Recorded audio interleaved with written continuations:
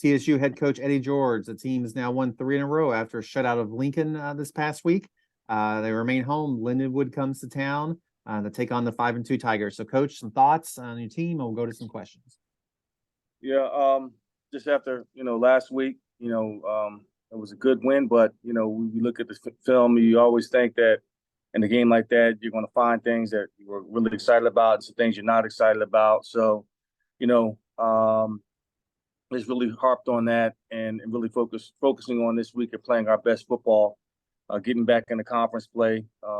We've got to be on our P's and Q's, got to play discipline, got to play sound, got to tackle. All the things that got us to this point, we have to harp down on and really not take anything for granted, especially in the back end of our season. So that's kind of where we are right now. Thanks, Coach. So go to some questions. Mike Organ, you're first. Hey, Eddie, I'm here. I have no idea what's wrong with my video. I don't need to see your face. You're good. Hey, exactly. You already got a break. I didn't come out to practice today, so no reason to mess that up. I'm doing something on, the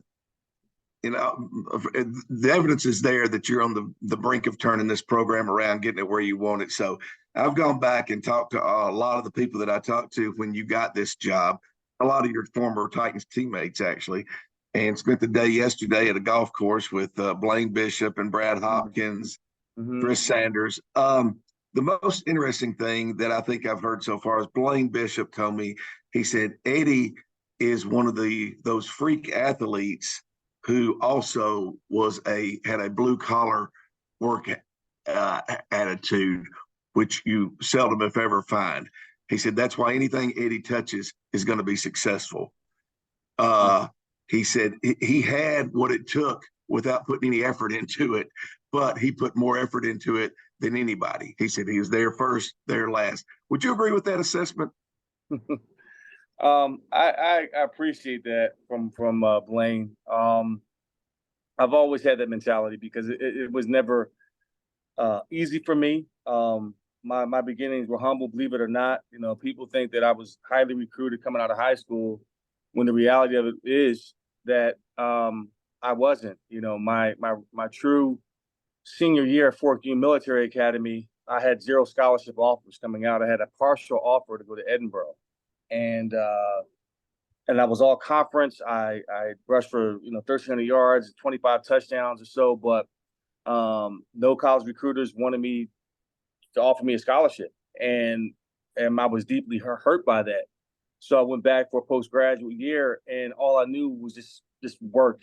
I just worked my ass off that entire summer. I remember the pain of watching guys, sign to their schools on signing day, and I had nowhere to go. So the following year, come back for a postgraduate year. Long story short, come back bigger, faster, stronger. And from that point on, I realized that just athleticism or talent alone is not going to get me to where I want to be. I have to outwork everybody. Another situations when I fumbled twice at Illinois, against Illinois, at Ohio Stadium. And, 100,000 fans booed me off the field that day.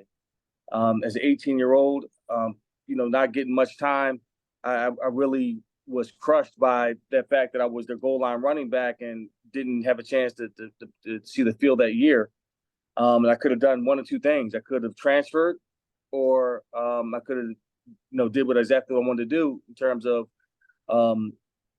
working hard, settling down, got my mind right, and stop, bitching and complaining about not having an opportunity instead of just making it happen. So those two situations, I look back at my life and I say, okay, the big difference was not my talent, was my mindset and my willingness to fight through it and to work hard, to outwork everybody. So from that point on, and everything that I've done, I was not going to take that for granted. I said nobody's going to outwork me, and I'm going to work smart. I'm going to be efficient, but I'm going to do whatever it takes to be the best. And nothing can substitute for the smart, hard work that you put in. So my approach to anything else, like Blaine said, is that. It's funny that Blaine said first in and last out. I have this green band that I'm wearing right now, and I gave to the team. It says Philo. It's first in, last out mentality. So it reminds me, I'm seeing who's all on board. If you have this green band on, you're about that life. You're about first in, last out mentality. And that's showing up early, that's leaving late, and doing everything you can to prepare for each and every week. All right, and a follow up on that, you mentioned in everything that you've tried, and you've tried so many different things and been successful at. What is it about trying things that intrigues you, that makes you want to dive into something that may not even seem like it's your bag of tricks? Well, it's not like I'm throwing darts at a board. I don't just wake up and say, "Hey, let me try this just for the sake of trying it." It's strategic. It speaks to me, in that moment. It's a passion that I have, something that I desire to do, and I'm going to be a student of that, And in each and everything that I've tried has prepared me for this position, whether it was becoming a landscape architect, studying landscape architecture, staying organized, with my schedule, that's what that taught me. And being meticulous about, the lines and everything. Or as an actor, reading and listening to others, having empathy, putting myself in a different person's shoes and seeing the lens from somebody else's life and having compassion behind that so I can coach them better, understanding their wants, their needs. As a financial advisor, learning how to budget, raising money. So everything that I've done up until this point has been the Spirit of God guiding me in that, preparing me for this position. So I'm not intrigued by, what I see on television. Oh, that looks like fun, Hell, I mean, being a rapper looks like fun, but I know my limitations, So I'm very strategic about that, and I embrace where I am right now because, again, everything that I've done has gotten me to this point now. Okay, little housekeeping. Injuries wise, any chance Eric will play this week? Anybody else you expect to miss?